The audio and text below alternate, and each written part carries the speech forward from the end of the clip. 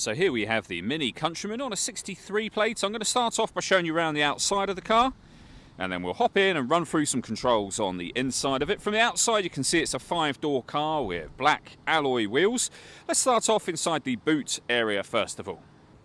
As we approach the back of the car, you can see we have reversing sensors. Plenty of boot space as well, which can be increased further by folding down any or all of the 3 rear seats you see there. Okay, so we're just going to work our way back around to the front of the car, and then we'll hop in and run through some of the controls on the inside of it from there.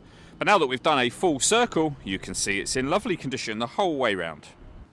Just briefly before we climb in, I think it's well worth seeing the interior from this exterior point of view. There's plenty to run through on the dashboard, so let's hop in and we'll do that now. Okay, now that we're inside the car, we're going to start with the dials. We have the rev counter, as you can see, the digital readout for the speedometer, the total miles for this car as well. They're 77,001. Out on the steering wheel, we have this button just here.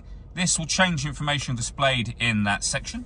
Over in the centre, we then have the main speedometer, the fuel gauge, and as we move a bit closer, you can see the stereo as well. From the menu button here, you'll be able to pair up your phone, access your onboard computer, configure things like the time, etc. You can also then access your AM and FM radio from up here as well. And you can listen to your own music. You can do that via USB, auxiliary input as well. The main volume for the stereo, incidentally, is just there. Below that, we have the CD player, climate control, so you can adjust the temperature, the direction the air is being distributed in. When you're happy with that, this button will turn your air conditioning on, and it's on when that light shows within the button there. Same button to turn it off again, of course. Or hit auto.